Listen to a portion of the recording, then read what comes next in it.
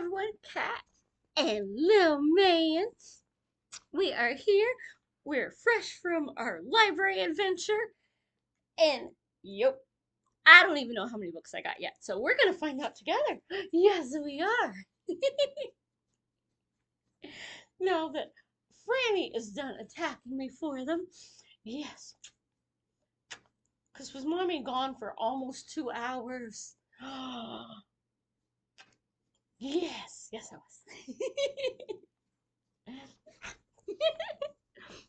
Because I had to get dressed for it. I got my weekend is booked and my skeleton reading a book on the moon.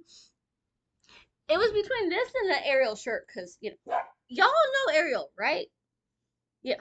You want thingamabobs? I got 20, but who cares? No big deal. I want more.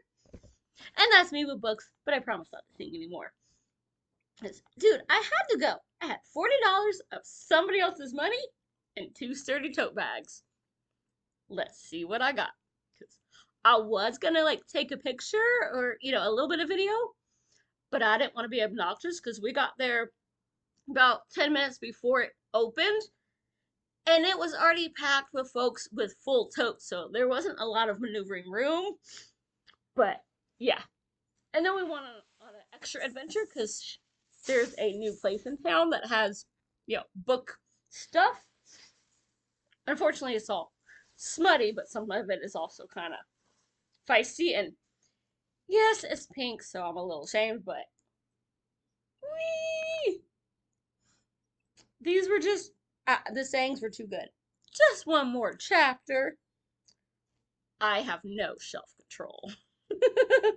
Shh, I'm reading. Very true. So many books, so little time.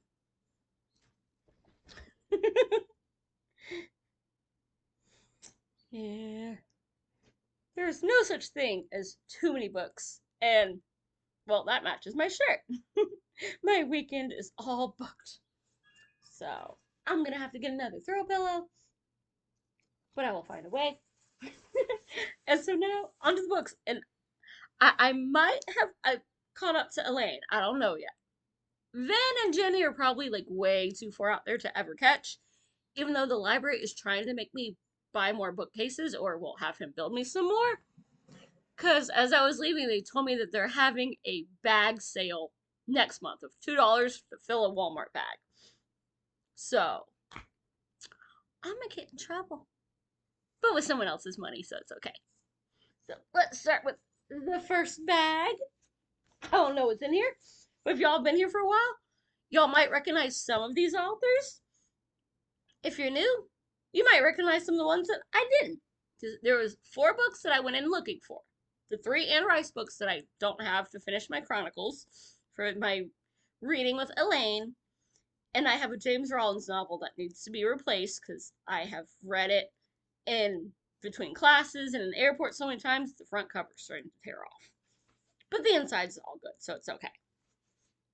So, we have Clive Cussler, The Sacred Stone. Again, I have no idea what this is actually about. But he's been hit or miss, but for library sale prices, you can't go wrong, especially because it was less than it normally is. I have 2 full tote bags. Somebody gave me $40. I only spent 9. So, your girl scored. So we have Sacred Stone.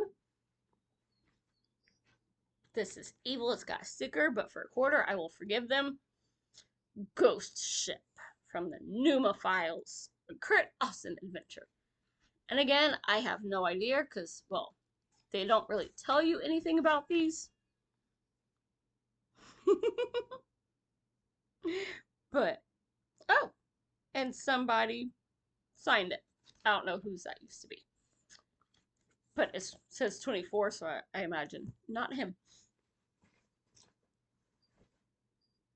We have Crescent Dawn. And it's a good thing I made a list on my phone to check, because I could have sworn I had this one.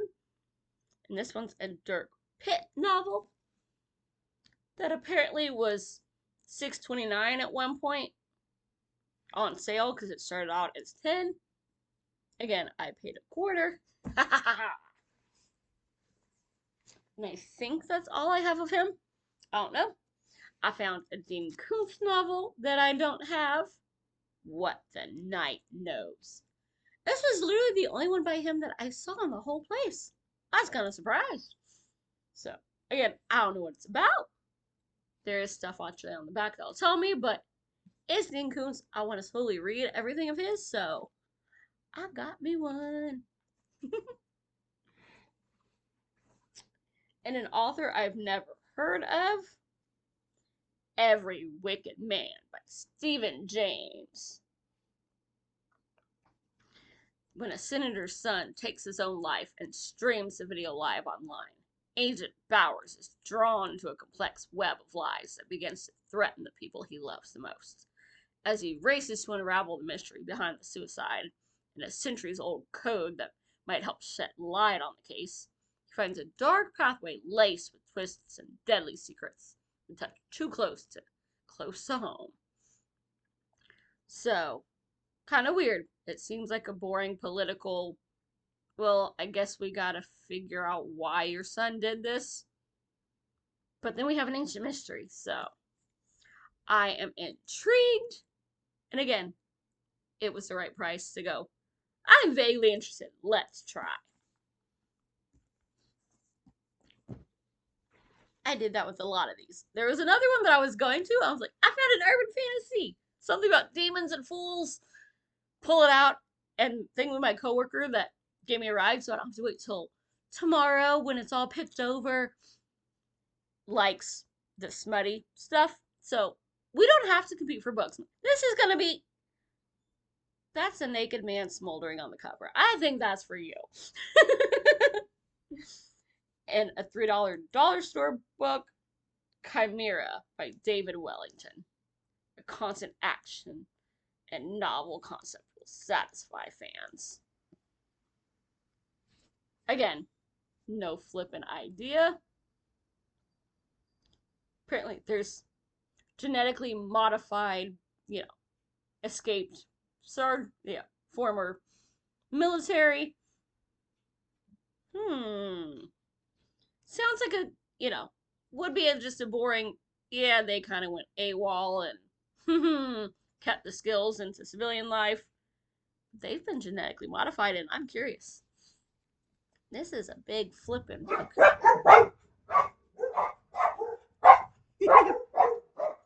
I don't think the pups like the storm and just knocked over the trash can. Ooh. And they're also talking about James Rollins in the back, so you know it's probably good. It's okay. Yeah, it's just a storm. Hopefully Samson's okay, because I saw him on a freedom run. And then it's messed up, but it was also only a quarter, so I'll forgive it.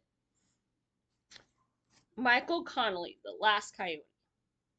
I have no idea, but I've been wanting to try him for a while, so I will forgive the state of this for the price. The pages are okay. Oh.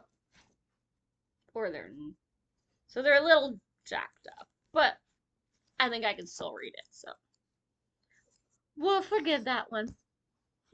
Though we will not be passing it on if we end up not liking it. The Waiting by Frank M. Robinson. Seems like a creepy horror by somebody that's, not Stephen King or Dean Koontz. And then we got a very serious looking Franny. Oh, big girl. Did you protect us from that scary, noisy thing? So, again, not really sure, because it's just people's stuff on the back. But suppose another species of human beings has been hiding on the planet for 35,000 years, waiting to take over.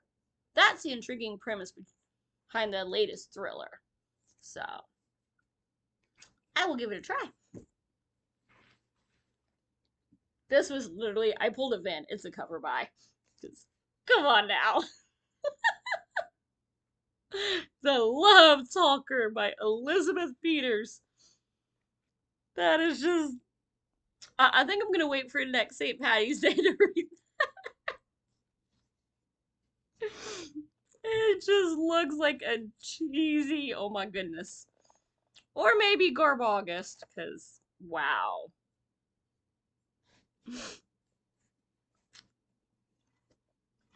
How old is this? Oh my gosh. 1980. So it's a bit older than I am. And then it was republished in 1990.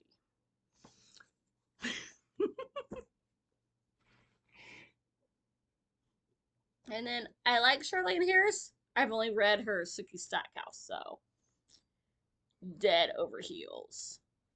It's a murder mystery. Why the heck not? And that is the end of that bag. What else do we have? I made a list so I wouldn't get ones I already have. J.D. Robb, Portrayal in Death.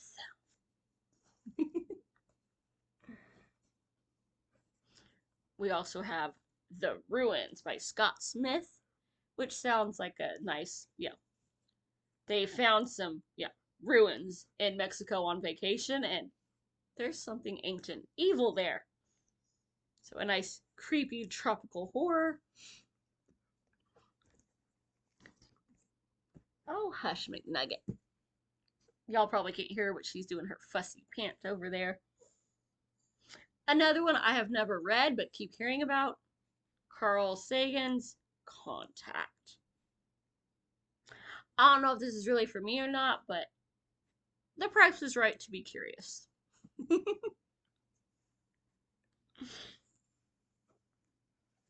More J.D. Robb, Obsession in Death. Born in Death. It's a bit of an oxymoron, isn't it? Imitation in Death. I'm slowly going to end up with all of these for the correct price.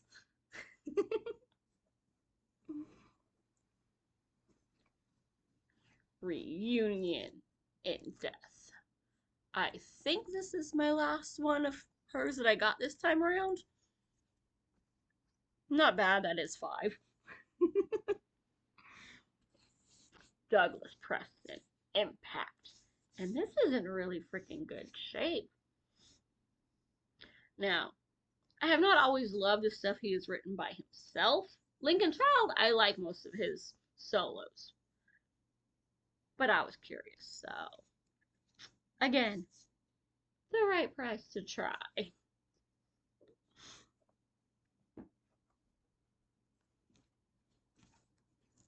Ah, they got a little jumbled rolling around in my bag.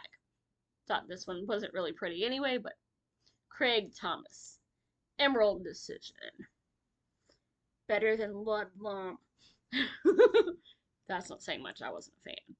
But this seemed like a right time to read something that's this, messed up. It's got some symbolism on there that we don't really want to be showing.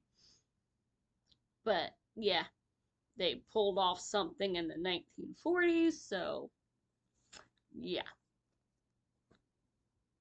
Hopefully it ends well for the good guys.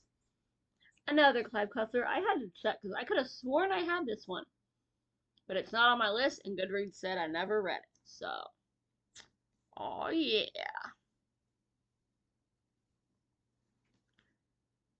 Blood and Bullets. I have never heard of them, but this looks like a fun, cheesy urban fantasy and something to do with vampires. And apparently, a vampire tried to hire a slayer to off another slayer, and it didn't go well. So, now they're turning on him.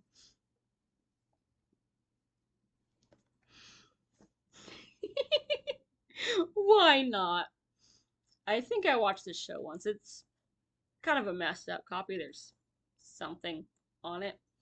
I did not realize that when I first grabbed it. Oh, this is actually the first one. It's Sydney Bristow's first mission. in Paris, her first alias. An original prequel novel based on the hit TV series. I didn't even actually look at that. I just saw Alias and went, I think that show was supposed to be kind of fun, so. Whee! And then we have Steve Martini, The Rule of Nine. Which once again sounded kind of like murder mystery, spy novel-y.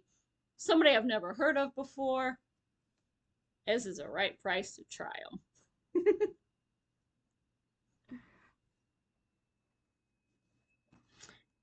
And Richard Marquino and Jim DelFelice, Rogue Warrior Domino Theory. So, apparently he also has something to do with the SEAL Team 6 show. So this is either going to be awesome or very like political and obnoxious. I don't know, but for the right price, I will try a new author.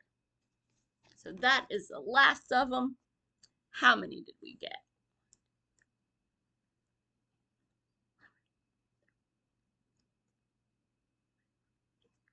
24 books for $9. I mean, how can I pass that up? Are there any that I should start with? Do you recognize them? Have you never heard of them like me? Drop a line, let me know, and I will see you soon. Bye. Happy reading.